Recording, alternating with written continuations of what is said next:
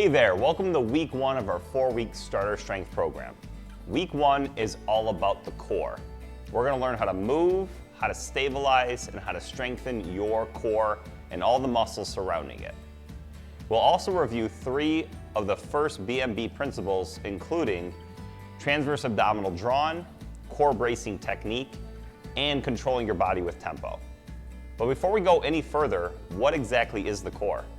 In this program, we define the core as any muscle attaching the rib cage, pelvis, spine, and shoulder blades. So let's take a moment to look at what those movements actually mean. The best place to start when learning core movement is at the pelvis. It happens to be the foundation of our core, so all movement is built around pelvic control and stability.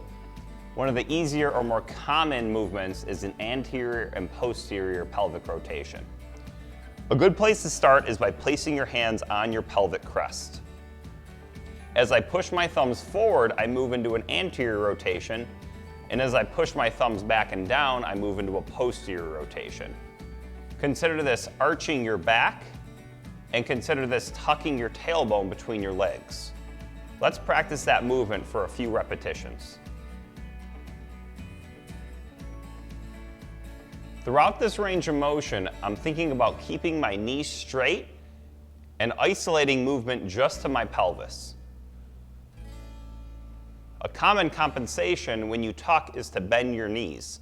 Try to keep your knees pressed back and feel for a contraction in your glutes.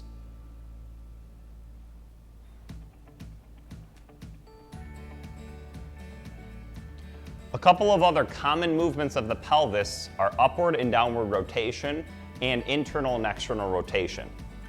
Stepping to the side, let's perform upward and downward rotation next. Stand tall on your leg, allow your pelvis to sink down, and then press back up.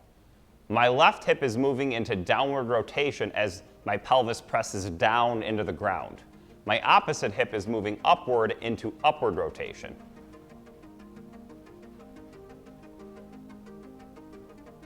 Feel for your glute on the outside to contract. Again, try to isolate that movement to just your pelvis.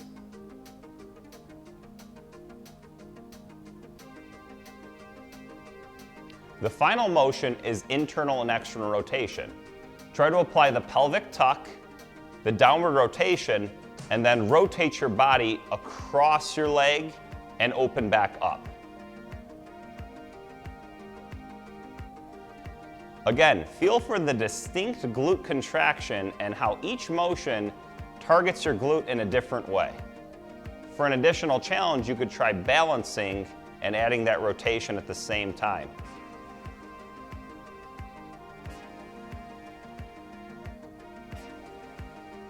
Continue to practice these 3 distinct pelvic movements and try to apply all 3 together.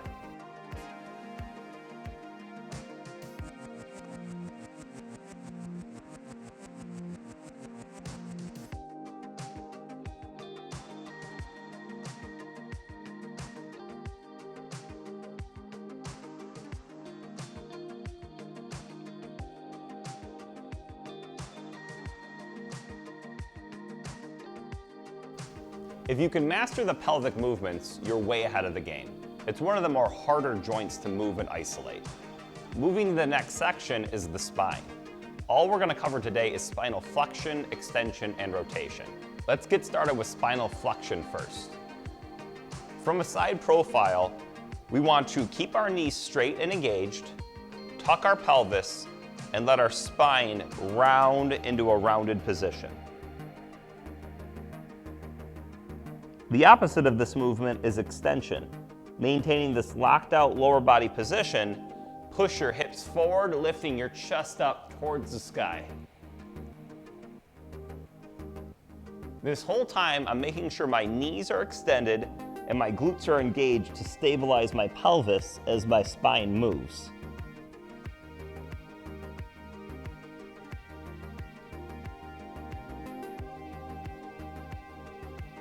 Push your butt back,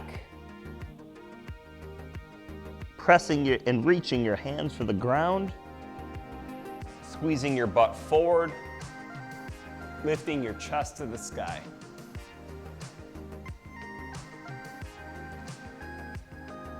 We'll cover this topic later, but it's always very important to stabilize parts of your body as you move. That way you'll find a deeper contraction and improved range of motion. The final movement of the spine we'll cover is rotation. Reach your arms out to the side and rotate or open your chest towards one direction. Switch to the other direction. Make sure to keep your pelvis tucked and engaged as not to open up your entire body. Notice how I can contract my left glute, keeping my left hip forward as I open up into the position. The same goes for the opposite direction. Don't let your pelvis fall back, but keep it squeezed forward and stable as you rotate your spine on top of your pelvis. If you keep your glutes engaged and your pelvis stable, you will feel a deeper stretch and more engagement through your spine and shoulder blades. Another way you can perform this motion is in a forward bend position facing the ground. Push your butt back, feeling your hamstring stretch. Reach your hands for the ground, opening up one for the ceiling and the opposite towards the ground.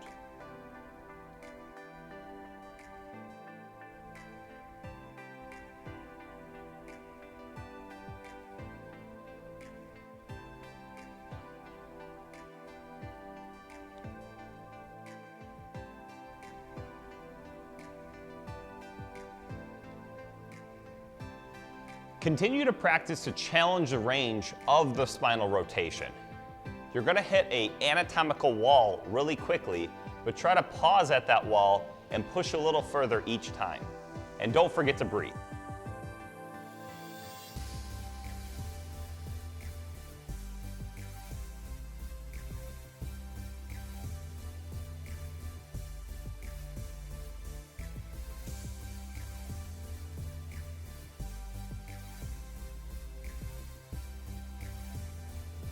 The next segment of the core we'll cover is the rib cage. Moving into that side profile again, straighten your knees and tuck your pelvis, stabilizing your lower body. Put your fingers on your lower rib cage. Lift your ribs up towards the ceiling for elevation and down into the ground for depression.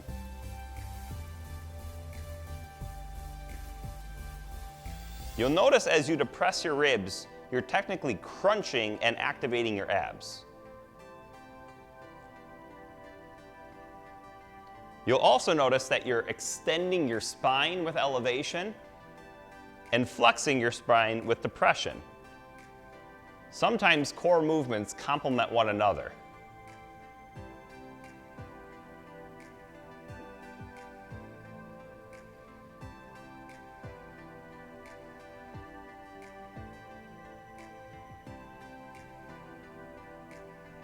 Continue to practice rib elevation and depression, as it can play a big role in how our abs activate and how our spine is positioned with different exercises.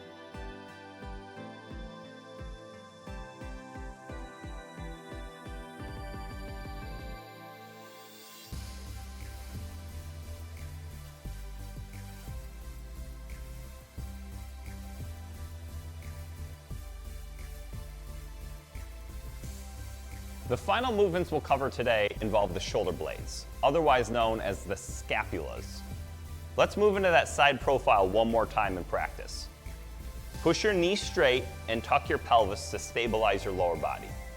Reach your hands directly out in front of you. Pull the shoulder blades back to retract them and press the shoulder blades forward to protract them. Again, this is scapular retraction and scapular protraction, otherwise known as a scap pull and a scap push. Notice how I'm pulling my shoulder blades together and I'm pushing my shoulder blades apart. This can be a very technical movement to master, so make sure you move slow and aren't extending and flexing your spine as a compensatory movement.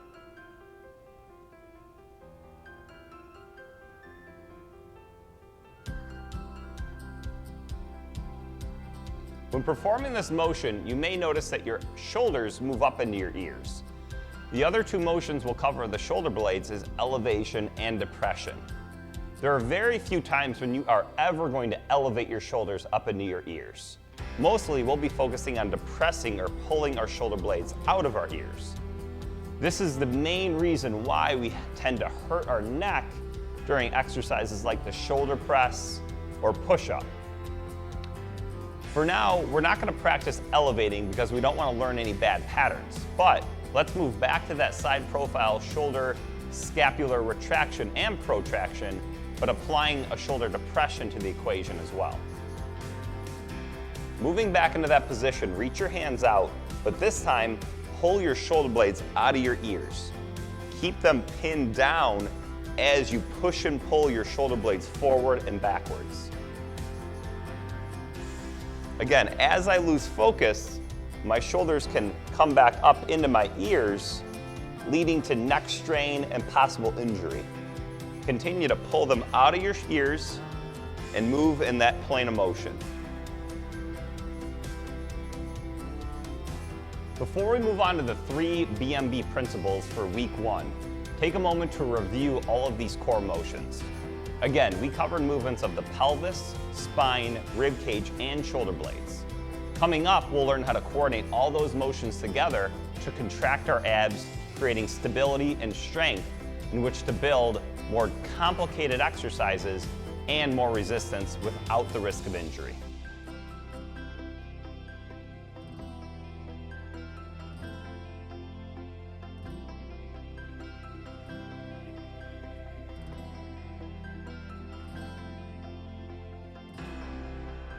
Let's get into the fun yet challenging part of the program and introduce the first 3 BMB principles: the abdominal drawn, core bracing technique, and body control and tempo. Let's go back to that side profile. The abdominal drawn involves the transverse abs, which is a belt that surrounds your stomach, connecting your spine, rib cage, and pelvis together. Performing the drawn involves sucking your stomach inward towards your spine. You can think about drawing in your belly button, pulling your stomach to your spine, or lifting your stomach up into your ribs. Regardless, the movement of your stomach into your spine will shrink the space within your stomach, creating additional pressure for stability and control. The second principle we'll cover is the core bracing technique, which is slightly different, although they seem similar. The core bracing techniques involves depressing your rib cage and tucking your pelvis.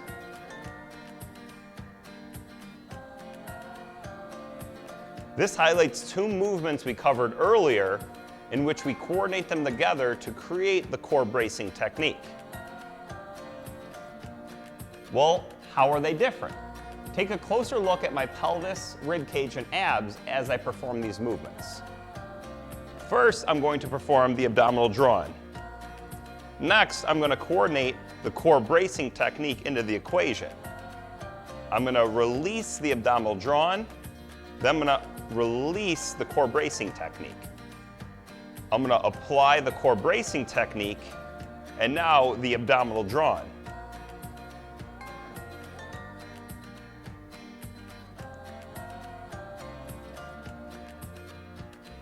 Here you can see me performing all of the motions together to create a very stable and contracted core.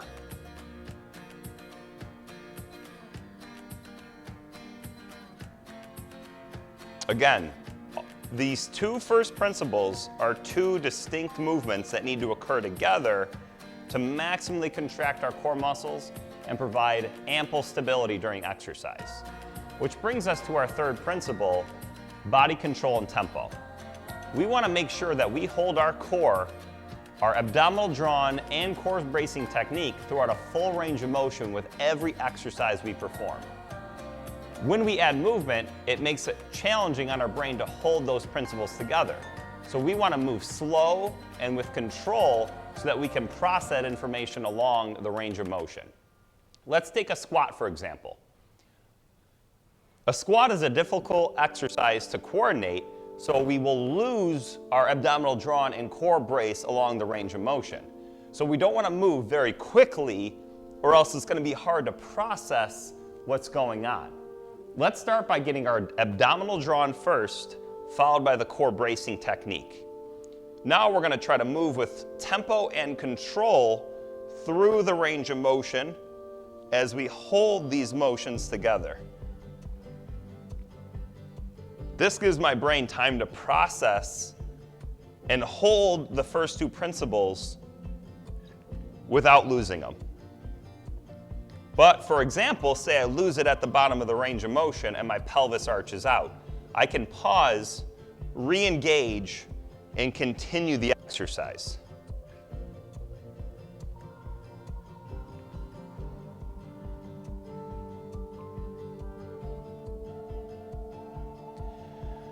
We'll cover more application on these first three principles later on in the sections, but it's important to know that applying these three principles together will help prevent injury and set a strong foundation in which to build your resistance training to get stronger without, again, hurting yourself and delaying your progress.